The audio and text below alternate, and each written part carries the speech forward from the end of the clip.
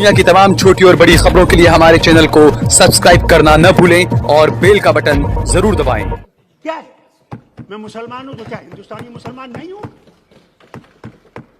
और आप अगर हिंदू हैं तो क्या है? क्या वो पैदा करने वाला नहीं है? भगवान जो है और अल्लाह जो है वो सब एक है। जिस तरह हम मुसलमानों ने कुरान को यहां लगा रखा है और कहते हैं ये कुरान सिर्फ हमारा है। कुरान हमारा नहीं है, कुरान सबके लिए, कोई फर्क नहीं है। और जब आप फर्क करने लगेंगे तो आप देश को तोड़ देंगे। हम कब देश में नहीं थे? आपने कभी देश के बारे में कहीं बात नहीं की। मैं वो हूं जिसने यूनाइटेड नेशन में हिंदुस्तान के बारे में बात की, जिसने जनीवा में जाके इस झंडे को गाड़ा रखा। हमने वो झंडा खड़ा कर रखा जबकि आए 1500 मेरे मिनिस्टर मारे गए, मेरे लीडर मारे गए, मेरे वर्कर मारे गए, क्योंकि वो तिरंगा को थामे हुए थे। आज हमें पाकिस्तानी कहते हैं, खालिस्तानी कहते हैं, चीनी कहते हैं। मुझे अफसोस है। मैं आपसे कहना चाहता हूं, याद रखिएगा, मरना मैंने यहां है और जीना मैंने यहां है, और खड़ा होकर जीना है। मैं झुकूंगा नहीं, मैं झुकने वाला नहीं। मेरा एक खुदा है, उसी के सामने मैं जवाब देना है। आप देख रहे हैं देश लाइव, देश की आवाज। जब इलेक्शन ठीक तरह से हो गए, अब मुझे अफसोस से कहना पड़ता है कि लोगों को आपके डीसीज और पुलिस के अफसर उनको अपना, जिनने उनको मतदान दिया है, उसके खिलाफ दूसरों की तरफ उनको कर रहे हैं। मैंने ये 84 में देखा है, खुद देखा है, जब हमारे लोगों को खरीदा गया 14 को और एक नई सरकार बनाई गई, मगर वो 2 साल ही चली और गिर गई। आज फिर वही हो रहा है। मेहरबानी करके, अगर हमने डेमोक्रेसी को जिंदा रखना है, मेहरबानी करके जो लोगों ने वोट दिया है और जिसने कर दिया है उसको संभालना चाहिए। उसके खिलाफ करेंगे तो लोगों में इसके खिलाफ एक नाएतमादी हो जाएगी कि साहब ये इलेक्शन तो हमने वोट दिया, मगर उसके बाद खरीदने वाले आ गए, पैसों के बैग लेके आ गए और उनको खरीद लिया। इसकी तरफ भी मैं गुजारिश करूंगा, क्योंकि आप लॉ मिनिस्टर भी हैं, और मैं आपसे गुजारिश, कोई ना कोई कानून ऐसा लाना चाहिए जहां पे ये लोग न कर सके कि आपको वोट दिया और हमने खरीद लिया। ये डेमोक्रेसी के लिए एक बर्बादी का एक रास्ता है, जिसको मैं गुजारिश करूंगा इसको बंद कर दीजिए। इसके साथ साथ मैं आपसे कहना चाहता हूं कि देखिए, मैं कोई लड़ाई नहीं चाहता। किसानों का मामला है, किसानों के मामले में मैं सिर्फ आपसे एक गुजारिश करता हूं, ये कोई खुदाई किताब नहीं है जिसमें हम तब्दीली नहीं कर सकते, मगर हमने कानून बनाया। अगर उस कानून में वो चाहते हैं कि इसको रद्द करें, तो क्या जाता है कि आप उनसे बात करें और बात करके ये देखें कि वही वो कानून लाइए जिसमें कि किसान जो है, मैं खुद जानता हूं, हुजूर मैं वजीर आला था और हमारे यहां बहुत जबरदस्त वो जो है सूखा पड़ा, और उस वक्त के जो वजीर थे, मैं नाम नहीं लूंगा यहां पे, हिंदुस्तान के मरकज के जो वजीर थे, वो आए जम्मू। हमने हेलीकॉप्टर उनके सामने रखा, उन सारे इलाकों में ले गए जहां पे वो सूखा पड़ा था। तो जब उनने दौरा किया, उन्होंने कहा साहब नुकसान तो बहुत जबरदस्त है और हमें, मेरे ख्याल से 1000 करोड़ तक इसको देना चाहिए।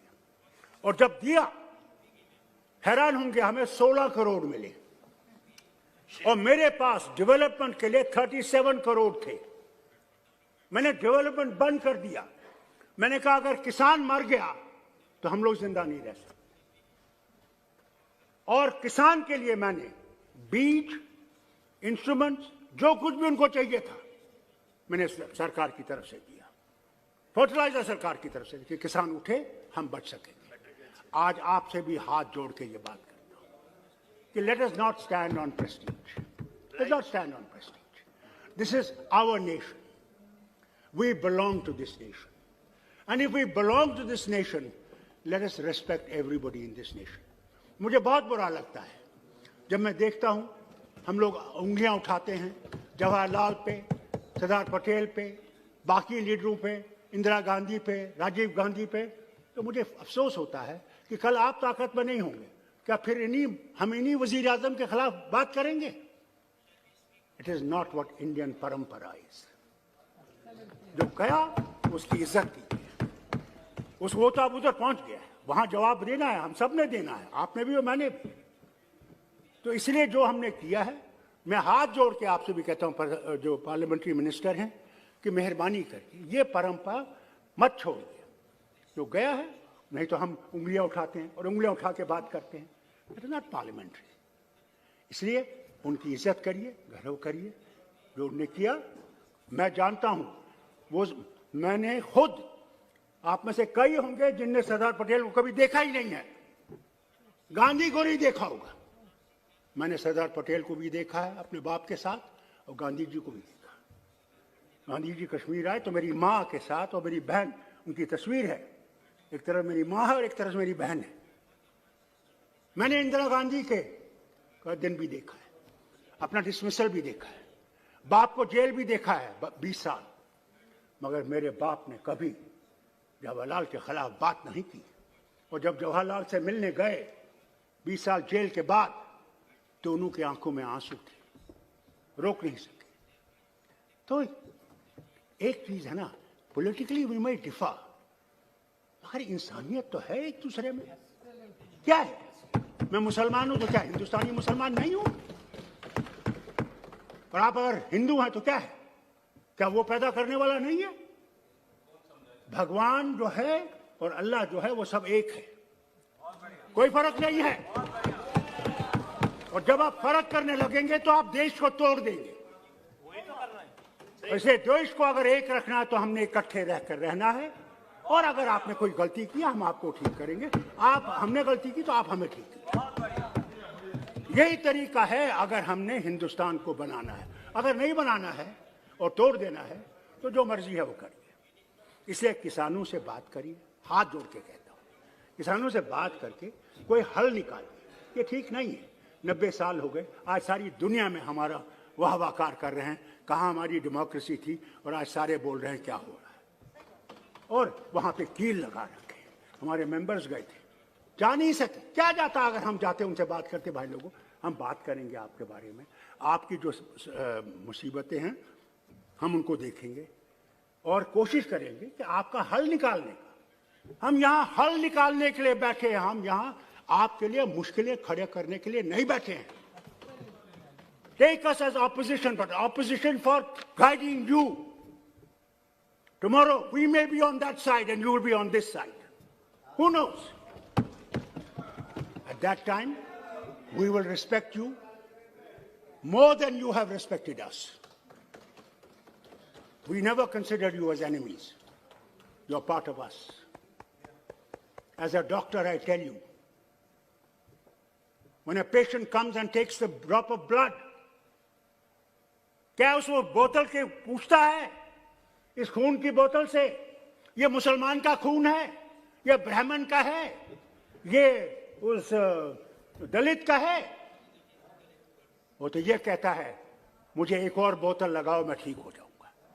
अरे भगवान ने हम सबको एक जैसा बनाया है। फर्क है, ठीक है, आप मंदिर जाते हैं, मैं मस्जिद जाता हूं, वो गुरुद्वारा जाते हैं, वो चर्च जाता है। इसलिए किसानों से बात करें। और एक और बात, आखिरी बात, जो आपने 5 अगस्त को किया 90 में, आपने ऐसे कर दिया। हमसे बात करते पहले पूछते कि भाई क्या ठीक होगा, नहीं पूछा, खुद ही कर। चलो हमारा पार्टी का 70 साल का एक है कि हमने 370 खत्म करना है और 35 से खत्म करना है, हमने देश को एक करना है। हम कब देश में नहीं थे? आपने कभी देश के बारे में कहीं बात नहीं की। मैं वो हूं जिसने यूनाइटेड नेशन में हिंदुस्तान के बारे में बात की, जिसने जनीवा में जाके इस झंडे को गाड़ा रखा, इसकी बात आप करते हैं। मैं ऑस्ट्रिया गया, ह्यूमन राइट्स कमीशन में गया, मैं नाम नहीं लूंगा उनका, जब मैं वहां से बाहर निकला बोल के, तो हिंदुस्तान के बहुत बड़े थे, वो मुझे कहने, डॉक्टर साहब आप ये क्यों कहते हैं, आप क्यों नहीं हिंदुस्तान के ऊपर कीचड़ उठाते हैं? मैंने कहा ये अमेरिका जो इतना कालों के खिलाफ कर रहा है, क्या उन्होंने कोई बात की उनके बारे में? या जो जुल्म दूसरे कर रहे हैं दूसरों पे, वो बात कर रहे हैं? तो क्या मैं अपने देश को यहां पे काला दिखाऊं?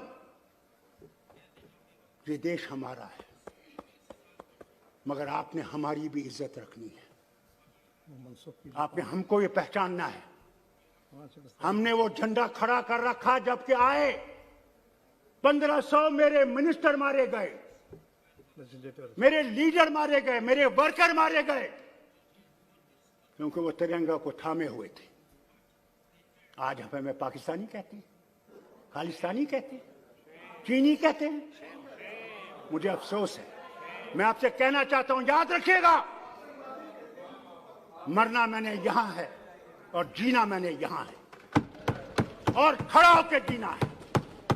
मैं झुकूंगा नहीं, मैं झुकने वाला नहीं। मेरा एक खुदा है, उसी के सामने मैं जवाब देना है। इसलिए जो आपने किया है उसकी तरफ देखिए, उसको समझिए और कश्मीर के लोगों को दिल से लगाइए। और आपने उस रियासत को जो ताज थी हिंदुस्तान का, उसके टुकड़े किए हैं हम मुसलमानों को दिखाने के लिए, हैं जिन्होंने जाने दी इस मुल्क के लिए, इस वतन के लिए। थैंक यू डॉक्टर साहब, जो इस वतन के लिए खड़े रहे। Please now please conclude. मैं आपसे कहता हूं, प्लीज, मैं आपसे सिर्फ एक गुजारिश करूंगा। बैठिए बैठिए बैठिए, मैं आपसे गुजारिश करता फाल हूं। साहब, दानिश अली बैठिए बैठिए बैठिए प्लीज। डॉक्टर साहब सक्षम अपना, उनको किसी की मदद की जरूरत नहीं है, प्लीज बैठ जाइए। हमारे बैठिए, हमारे दर्द को बैठिए बैठिए और उसका कोई संविधान बैठो। दानिश अली बैठ जाइए आप। मैं यहाँ फाल साहब बैठिए, please please sit down, please sit down. मैं लड़ाई करने के लिए तैयार नहीं हूँ। आप डॉक्टर साहब प्लीज। मैं 85 साल का आदमी हूँ। दानिश भाई बैठिए आप, प्लीज बैठ मैंने जाइए, इस देश को प्लीज देखा है बनते। फाल साहब आपने please please please sit down. देखा, मैंने इस देश को बनते देखा है। हम भीख मांगते थे अमेरिका की। मंत्री जी सच है? ट्रूमन का वो 480 का प्रोग्राम याद है? प्लीज कंक्लूड डॉक्टर साहब, प्लीज कंक्लूड। हमारे पास वो जहाज में सड़ी हुई गंदम आती थी, सड़ी हुई, और यहाँ के किसान की वजह से। और फिर देखिए आज हिंदुस्तान कहां पहुंचा है। आज दुनिया को अनाज खिलाता है, सिर्फ हमें नहीं, दुनिया को। और ये यहाँ का किसान। नो प्लीज कंक्लूड डॉक्टर साहब। अगर हमने इस भारत को बनाना है तो इकट्ठे बनाना है, अकेले आप थैंक बना यू। नहीं सकते। सबको साथ चलाइए, सबके दिल की दर्द को समझिए और दिल को समझ के ये समझ लीजिए। थैंक यू डॉक्टर साहब। आप कहते क्या राम सिर्फ आपका है? राम तो विश्व का राम है, याद रखिए। और अगर वो विश्व का राम है तो हम सबका राम है। मगर आप लोग राम को बैठे हुए बस, जिस तरह हम मुसलमानों ने कुरान को यहां लगा रखा है और कहते हैं ये कुरान सिर्फ हमारा है। कुरान हमारा नहीं है, कुरान सबके। प्लीज कंक्लूड डॉक्टर साहब, प्लीज। बाइबल सबके। It's very good note to conclude. सुन लीजिए मेरी बात। छोड़, Sir, 2 please, मिनट, please. मैं 2 मिनट बोलना चाहिए। एक घंटा बोलने दिया उनको। मुझे 2 मिनट बोलने दीजिए बस। मैं आपसे गुजारिश करूंगा 5 कि सबको साथ चलाइए, और साथ को चला के हम लोग इस दुनिया को बना सकते हैं और विश्व को दिखा सकते हैं कि हमारे पास क्या चिराग है। उस मुल्क के जो आपने, उस रियासत के जो टुकड़े किए हैं, उन टुकड़ों को जोड़ने की बात करें। और अब वो जो आपने हमें काटा है उसको जोड़िए, सीलिए जरा थोड़ा सा। मैं विनती करता हूं, जो नुकसान हुआ है, एक तो लॉकडाउन से, फिर कोरोना वायरस के 1 साल जो ये लगा है, इस नुकसान को पूरा करना मरकज की जरूरत है। इन्हें खासकर मेरी रियासत में जो हमारे टूरिज्म सेक्टर को नुकसान हुआ है, इंडस्ट्री को नुकसान हुआ है, दुकानदारों को नुकसान हुआ है, हर तरफ से इतनी गरीबी फैल गई है कि मैं बयान नहीं कर सकता। और जो वादे किए गए थे कि 50,000 नौकर लगेंगे, एक भी नहीं उनमें से लगा है। साथ साथ मैं आपसे ये कहूं, जहां मैंने वैक्सीन की बात की, कि इसको जल्दी से बनाना चाहिए। उसके साथ साथ मैं ये भी गुजारिश करूं कि हमारे यहाँ हवाई जहाज़ है। पहले तो सड़क का ये हाल है नेशनल हाईवे का कि वो एक बारिश पड़ जाती है तो वो सड़क जो है गायब हो जाती है, और अभी जब हुआ तो उसमें देखिए कि पूरा पहाड़ नीचे आ गया और पुल भी ले गया। वो तो शुक्र है कि फौज ने फौरन वहाँ पे बेली ब्रिज लगाया तो उससे कुछ वो चलने लगा, मगर उस सड़क की हालत बेहद ख़राब है। अभी पार्लियामेंट्री डेलीगेशन भी वहाँ गया था, उन्होंने भी लोगों से बात की है और उन्होंने उनको अपनी सारी तकलीफ़ें बता दी।